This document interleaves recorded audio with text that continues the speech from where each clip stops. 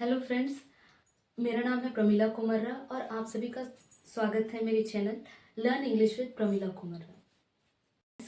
आज हम पढ़ने वाले हैं टेंस। टेंस मतलब क्या होता है? टेंस मतलब होता है काल। काल यानी समय। ये जो टेंस वर्ड है वो एक लैटिन वर्ड से लिया गया है, टेम्पस। टेम्पस का मतलब होता है समय यानी काल।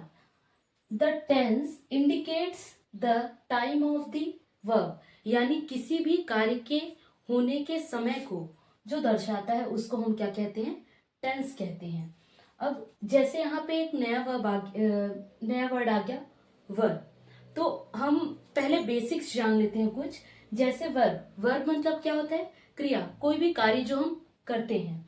जैसे कि अब कोई भी काम जो हम करते हैं उसे हम क्या बोलते हैं? वर्ब। तो वैसे ही वर्ब के अब क्या होते हैं? हमारे दो प्रकार होते हैं। वर्ब के हमारे दो प्रकार होते हैं। एक होता है रेगुलर वर्ब, दूसरा होता है इरेगुलर वर्ब। रेगुलर वर्ब क्या होता है? कोई भी वर्ब जिनके सेकेंड और थर्ड फॉर्म के बाद, सेकेंड और थर्ड फॉर्म में क्या लग जाए? हमारा ईडी लग जाए तो हम उसको क्या कहते हैं? Regular verb. जैसे कि जोक, जोक यानी मजाक करना। ठीक है, तो joke, joked, joked, wait, waited, waited, ये हमारे क्या है? ऐसे ही और कुछ वर्ब्स होते हैं जैसे वॉक, वॉक्ड, वॉक। तो ऐसे कुछ और वर्ब्स होते हैं जिनके सेकंड और थर्ड फॉर्म में हमारे क्या लगते हैं? ईडी लगते हैं। तो वो सारे हमारे किस में आ जाते हैं?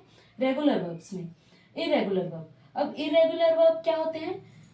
वो वर्ब्स जिनके सेकंड और थर्ड फॉर्म किसी भी तरीके से हो सकते हैं, या तो फिर वो अपने बेस फॉर्म के जैसे ही हो सकते हैं, जैसे कट, कट, कट, वैसे ही ड्रिंक, ड्रैंक, ड्रंक, यानी बस उसके सेकंड और थर्ड फॉर्म में ईडी ना लगे। उसके अलावा अगर वो किसी भी तरीके से अलग हैं तो वो हमारे किस में आ जाएंगे? इरेगुलर वर्ब्स में आ जाएंगे। जैसे हमारा है catch, caught, caught, cut, cut, cut. अब इन सब के बीच में मैंने एक और वर्ड यूज किया, फॉर्म, है ना? वर्ब के फॉर्म्स, यानी वर्ब के सेकंड और थर्ड फॉर्म में अगर ईडी लग जाए तो हमारा वो क्या बन जाता है? Regular verb. यानी अब हमारे फॉर्म्स क्या है, ये फॉर्म होते क्या हैं ये जानते हैं। फॉर्म का मतलब होता है रूप। एक हिसाब से जैसे बोलते हैं ना कि बच्चे भगवान का रूप होते हैं, तो वैसे ही वर्ब्स के भी क्या होते हैं? अलग अलग रूप होते हैं। जैसे भगवान के अलग अलग रूप होते हैं ना, वैसे ही जो हमारे वर्ब्स हैं उनके भी अलग अलग रूप होते हैं। वर्ब्स के हमारे 5 फॉर्म्स होते हैं। V1 यानी first form of the verb, second form of the verb, third form of the verb. ऐसे ही हमारे 5 फॉर्म्स होते हैं किसके? वर्ब्स के। फर्स्ट फॉर्म हमारा क्या होता है? First form of the verb हमारा होता है बेस फॉर्म। बेस फॉर्म मतलब होता है मूल रूप। कोई भी कार्य का हमारा जो बेस फॉर्म होता है, मूल रूप होता है। जैसे कि हमारा एक क्या लिखा है हमने? टीच। टीच मतलब होता है पढ़ाना। ठीक है, तो टीच हमारा क्या हो गया? बेस फॉर्म हो गया। अब वर्ब का second form of the verb हमारा क्या है? उसमें क्या आ जाता है? पास्ट टेंस फॉर्म, यानी टीच और टॉट। टीच का सेकेंड फॉर्म हमारा क्या हो जाता है? टॉट। वैसे ही वर्ब का थर्ड फॉर्म, जैसे कि अब यहाँ पे हमारा टीच और टॉट, सिर्फ फॉर्म्स के बदल जाने से हमारा कार्य करने का समय भी बदल जाता है। कोई भी काम करने का समय भी बदल जाता है। जैसे कि मैं पढ़ाती, बस अगर मैं बोल दूं मैं पढ़ाती, तो मैं पढ़ाती बोलने से आपको पता नहीं चल रहा है कि वो काम मैं कर रही हूं, नहीं कर रही हूं, कब कर रही हूं, ये पता नहीं चल रहा है। लेकिन अगर मैं बोल दूं कि मैं पढ़ाती हूं, आई टीच, आई टीच, मैं पढ़ाती हूं। लेकिन अगर मैं बोल दूं कि आई टॉट, यानी कि मैं पढ़ाती थी, है ना? इसका मतलब क्या हो जाता है कि मैं पढ़ाती थी। तो इससे क्या हो जाता है? हमारा एक फॉर्म के ही बदल जाने से, हमारे टेंस के फॉर्म बदल जाने से ही हमें क्या पता चल जाता है? हमारे काम करने का समय। ठीक है, अब verb, third form of the verb क्या होता है? हमारा पास्ट पार्टिसिपल। ये भी क्या होता है? Teach, taught, taught. अब हमारा फोर्थ फॉर्म क्या होता है? वर्ब का फोर्थ फॉर्म होता है हमारा कंटिन्यूअस फॉर्म, जिसमें हम जितने भी हम वर्ब्स देखते हैं ना जिसमें आईएनजी फॉर्म होते हैं, जैसे टीचिंग, ईटिंग, राइटिंग, रीडिंग, जितने भी आईएनजी फॉर्म्स होते हैं वो हमारे किस में आ जाते हैं, कंटिन्यूअस फॉर्म्स में, यानी वर्ब के फोर्थ फॉर्म होते हैं। अब वर्ब के फिफ्थ फॉर्म यानी fifth form of the verb हमारे क्या होते हैं, S form of the verb. S form of the verb मतलब हमारा जो मेन वर्ब होता है, जैसे हमारा मेन वर्ब क्या है यहाँ पे, बेस फॉर्म हमारा क्या है यहाँ पे, टीच। तो टीच के साथ अगर एस या ई एस लग जाए, एस हमारा क्या हो जाता है, एस या ई एस लग जाए, वो हमारा क्या कहलाता है, S form of the verb यानी फिफ्थ फॉर्म। और ये हमेशा किसके साथ यूज होता है, हमारा थर्ड पर्सन सिंगुलर के साथ, वो हम आगे जानेंगे। अब हम क्या पढ़ रहे थे यहाँ पे, टेंस। तो अब हम टेंस के बारे में जानते हैं। टेंस हमारे होते हैं तीन प्रकार के, प्रेजेंट टेंस यानी वर्तमान काल, पास्ट टेंस यानी भूतकाल, और फ्यूचर टेंस यानी भविष्य काल।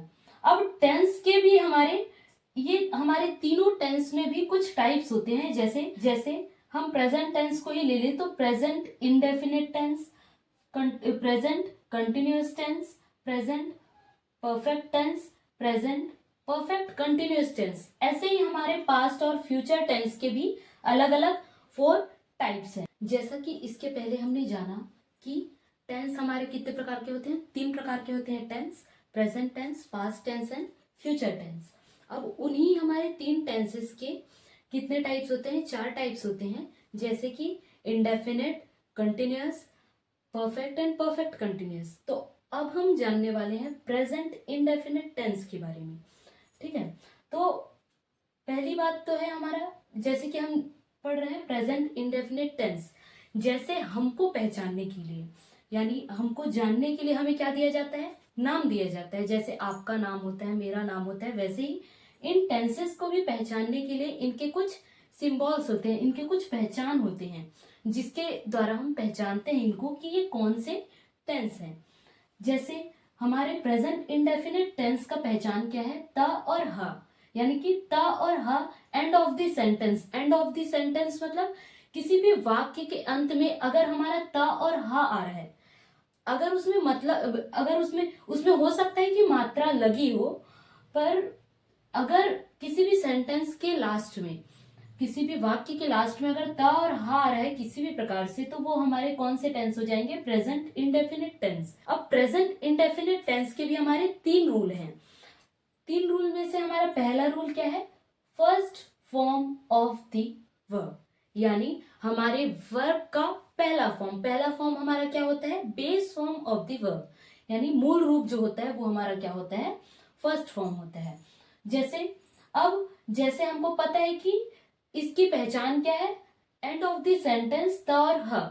तो जैसे मैं पढ़ाती हूं, त और ह, तुम लिखते हो, त और ह, तुम सुनते हो, त और ह, मैं खाती हूं, त और ह, मैं जागती हूं, त और ह, मैं पीता हूं, त और ह।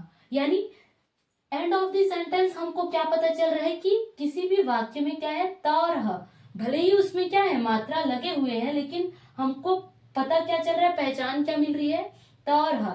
तो ये हमारे क्या हो जाएंगे, प्रेजेंट इंडेफिनिट टेंस के वाक्य हो जाएंगे।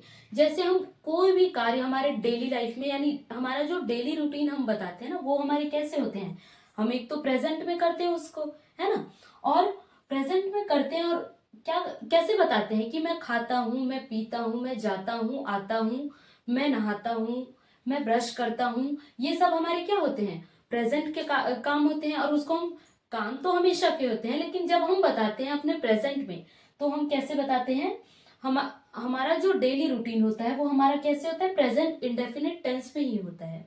जैसे अभी बोली ना कि आई वेक अप, यानी अब देखिए हमारा क्या है, रूल नंबर 1 में क्या है, first form of the verb, first form of the verb I teach, मैं पढ़ाती हूं, क्या आ गया, त और ह। वैसे ही you write, first form of the verb, तो teach, write, you listen, listen, I eat, eat, यानी ये सब हमारे क्या है, first form of the verb, यानी हमारे प्रेजेंट इंडेफिनिट के रूल नंबर 1 में हमारा सिर्फ क्या यूज होगा, first form of the verb.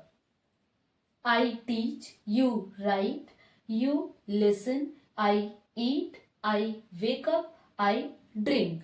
तो ये हमारे क्या है, प्रेजेंट इंडेफिनिट टेंस है, यानी प्रेजेंट इंडेफिनिट टेंस में हमारा क्या यूज होता है, first form of the verb.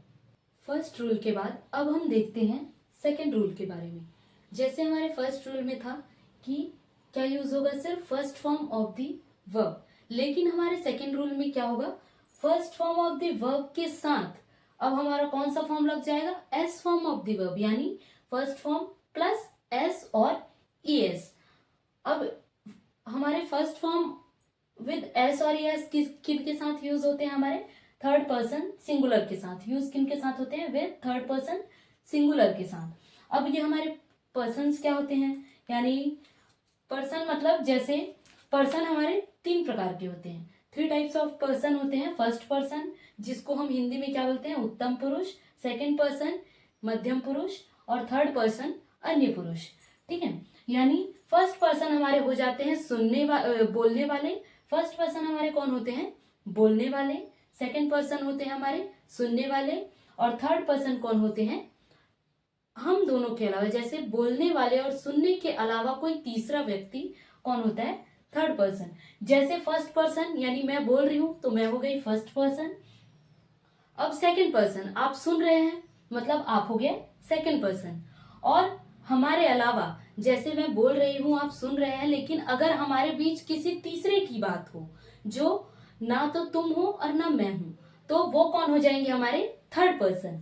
अब हमारे first person, second person, third person में भी हमारे क्या होते हैं, या तो बोलने वाले अकेले होंगे या बहुत सारे होंगे, सुनने वाले भी या तो अकेले होंगे या बहुत सारे होंगे। तो उनके अकॉर्डिंग क्या हो जाता है हमारा सिंगुलर और प्लूरल, यानी सिंगुलर और प्लूरल का मतलब क्या होता है, एक वचन और बहुवचन, यानी कोई एक करने वाला या करने वाले ही बहुत सारे। जैसे कि हमारे फर्स्ट पर्सन सिंगुलर में कौन आता है, आई यानी कि मैं अकेली हूं और मैं बोल रही हूं, मतलब बोलने वाली मैं हूं, तो यहाँ पे फर्स्ट पर्सन आई।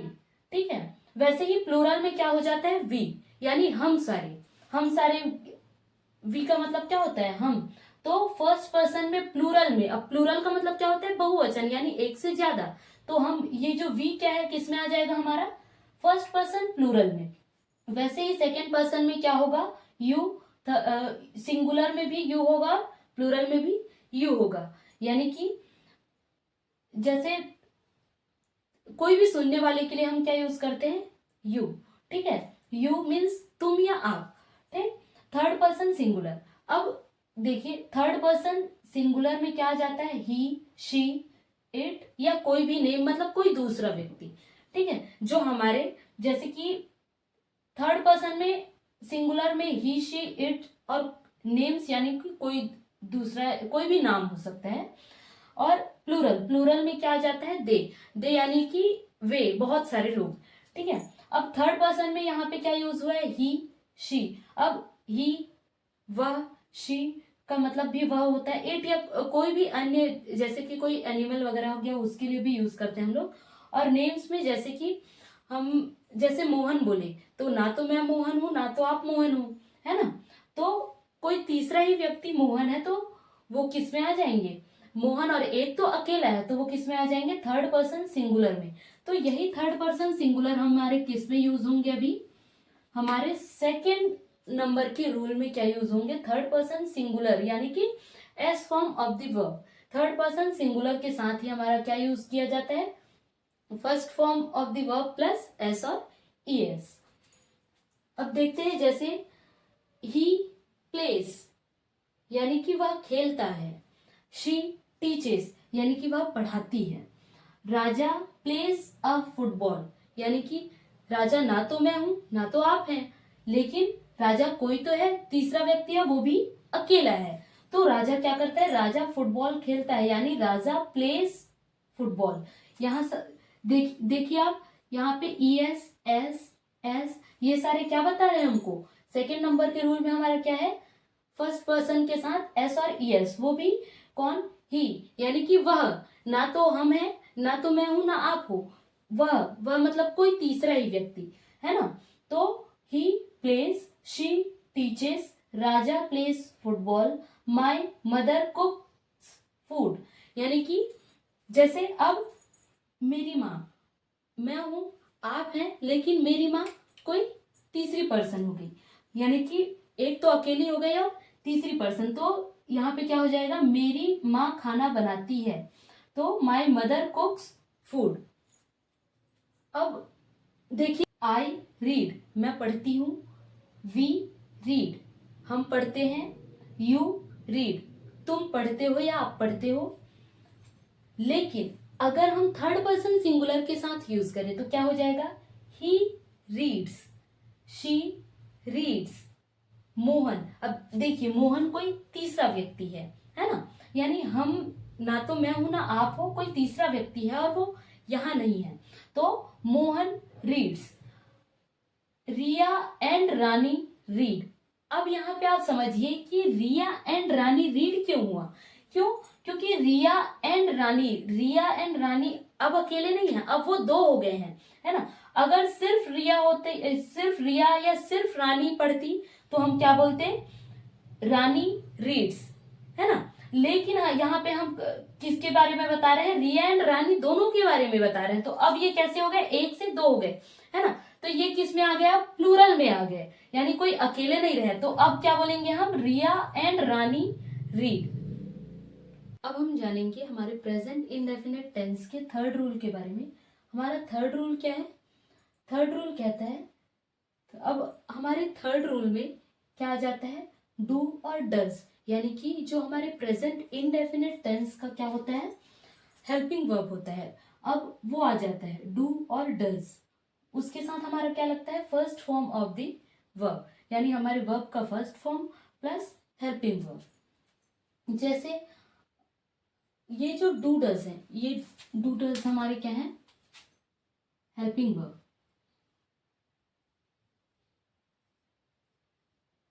ये है हमारे हेल्पिंग वर्ब। अब हम ये डू और डज कब यूज करते हैं, इन केस ऑफ नेगेटिव और interrogative sentences, in case of negative and interrogative sentences। Negative sentences क्या होते हैं हमारे, नेगेटिव मीन्स